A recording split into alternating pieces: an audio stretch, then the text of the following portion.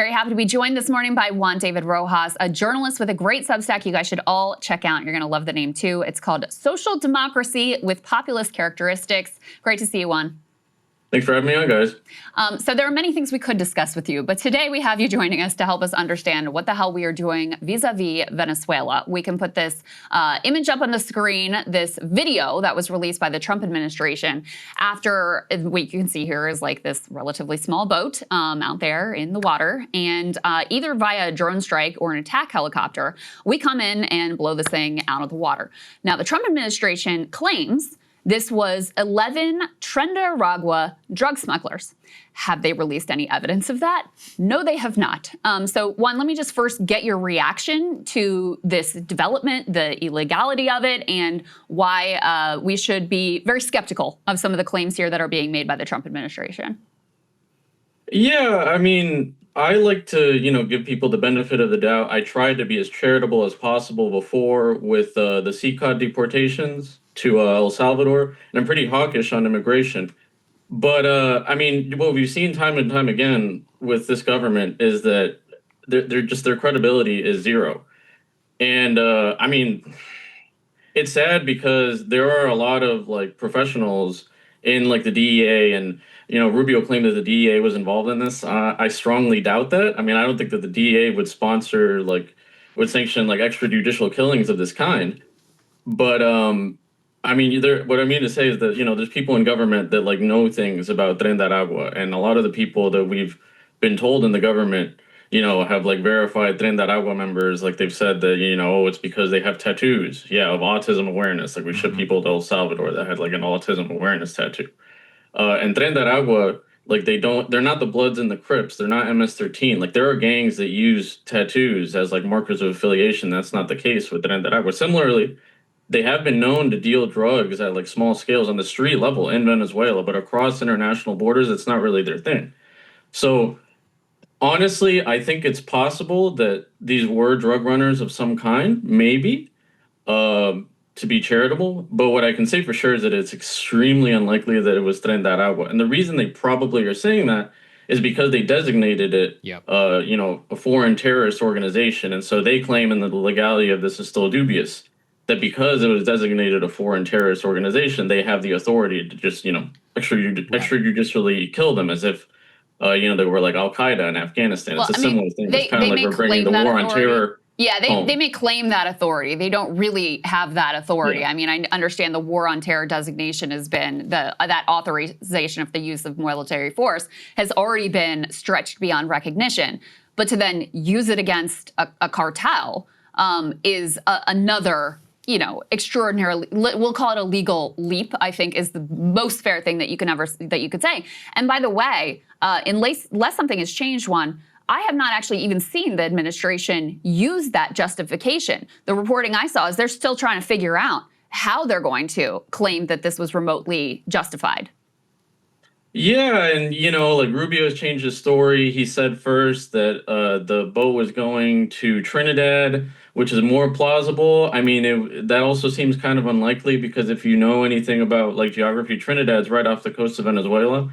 And I doubt that, the ships that we have in the Caribbean were right between Trinidad and Venezuela. Then he changed his story because Trump said that the boat was going to the U.S., which really, I mean, you're going to tell me that thing was going to go all the way to the U.S. It's very unlikely too.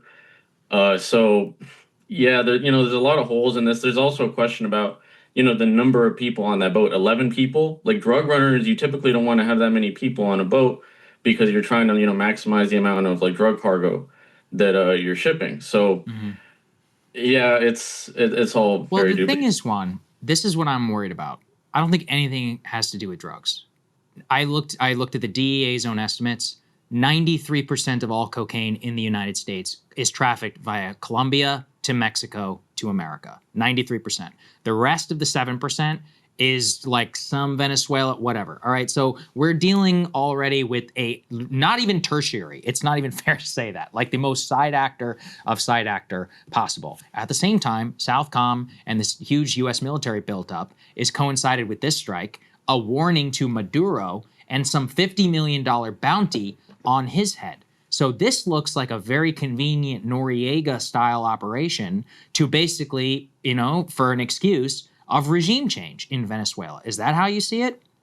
Hopefully not. I mean, you never know, but thankfully, the amount of troops we have in the Caribbean right now, it's nowhere near the amount we would need for an actual, regime change operation in But it could be Venezuela. destabilization. That's kind of the way I see Yeah, it. yeah. Is like this is a I shot like at to the think. bow of Maduro. Right, right. I like to think it's probably just saber rattling. And actually, I think that the timing of because Rubio was just in Mexico, I think they're actually kind of trying to send the Mexicans a message that's like, hey, you guys don't cooperate with us as much as we want. And they have been cooperating a ton, but never seems to be enough. But yeah, I think they're definitely sending a message that, hey, you guys don't play ball. We might do this, in or near Mexico. To that point, let's go ahead and take a listen to Pete Hegseth on Fox News saying basically like, this is just the beginning. Let's take a listen to that. I watched it live. We knew exactly who was in that boat. We knew exactly what they were doing, and we knew exactly who they represented. And that was Tren de Aragua, a narco-terrorist organization designated by the United States, trying to poison our country with illicit drugs. We're sealing the border. But President Trump is willing to go on offense in ways that others have not been. And to send that clear signal to Tren de Aragua, Cartel del Sols, and others emanating from Venezuela, we're not going to allow this kind of activity. You're poisoning our people. We've got incredible assets, and they are gathering in the region. And so you want to try to traffic drugs? It's a new day. It's a different day. And so those 11 drug traffickers are no longer with us, sending a very clear signal that this is an activity the United States is not going to tolerate. So what do you make of those comments and what we may see as this government's policy going forward? And by the way, let's just make it clear, what other administrations did is if you do have a boat that you suspect to be, drug smugglers and to contain drugs as cargo, you interdict it. And that is, that is the normal standard procedure. There's no indication they even tried to do that. And so now, apparently, the norm is just going to be we can just decide to blow random boats out of the water, and you're just going to have to trust us that these are the people that we say that they are. Yeah, I mean, it's just like the war on terror. I mean, we had all these cases of, drone strikes that ended up killing civilians. It said, it was Al-Qaeda or whoever, and that really wasn't the case. Or ISIS. And actually, someone brought up that recently in, with the Houthis, we ended up killing a bunch of civilians, claimed it was, rebels, but it wasn't the case. And, the genius, the despicable genius of this is that, they claim that, they intercepted, communications of the alleged traffickers. But, I mean, who knows if we'll ever see that. They might keep it as a state secret, just like with the CCOD deportations. Mm-hmm. And, I mean, the 11 guys, the supposed 11 guys, they're all dead now. So, how would we verify any of this? And on like a physical level, they're at the bottom of the ocean. So one of the things, Juan, that I saw was that this was potentially had something to do with the Alien Enemies Act, that by participating in a strike allegedly against Tren de Aragua, they can argue before the court as they continue to move through the legal process that this is now actively a war, like a theater of war that the administration is in, to bolster their ability to justify this before the Supreme Court and avoid judicial scrutiny. Have you seen any of that? I'm curious. Yeah, I could see them trying to make that case. I think, Emily said this yesterday, like their theory now is that, Maduro is head of the so-called Cartel of the Suns, which is kind of an informal supposed cartel within the Venezuelan military. It actually predates Chavismo, and it's kind of just like an informal term. And so that through the Cartel of the Suns, the Venezuelan military / Maduro are really the head of Tren de Aragua, which is insane. I mean, don't get me wrong, Maduro is horrific. He's a horrific dictator. And Venezuela is a mafia state. But I mean, we're just like words have lost meaning in the way like we're trying to go about this. Yeah. Well, and talk a little bit more about Venezuela and how they are received. So you've got the bounty on Maduro's head. You have, best case scenario, a lot of military saber rattling, and now this, bragging about blowing up this boat that we're claiming had Venezuelans on it. How are they it all just feels like an intentional provocation. And that's what's deeply concerning about it is it feels like they're looking for an excuse to do even more and, potential deep stabilization, regime change, whatever that looks like. So how is Maduro responding? How do you expect him to respond? Yeah, it's funny because after they did this prisoner swap with El Salvador, releasing like some Americans and Venezuelan dissidents in exchange for the 200 Venezuelans in El Salvador. And like days after that, they actually restored Chevron's oil license in Venezuela, and Mm. so a lot of the Miami neocons were furious about that. So this is kind of their way of appeasing them. And as far as how Maduro has reacted to this, he loves this. I mean, like solidarity people, it's kind of contradictory. Like all these regimes, like, yeah, they want to remove sanctions, but they also secretly kind of don't because it gives them an excuse to crack down on dissent, Totally. diffuse like blame for all of their own like fuck ups. So Maduro has said, oh, hey, Trump, don't fall for this. Rubio is trying to drag you into a war, and he might be right, but he gets to mobilize all of his militias. He sent like 15,000 militiamen to the border with Colombia, where he thinks like an invasion could occur.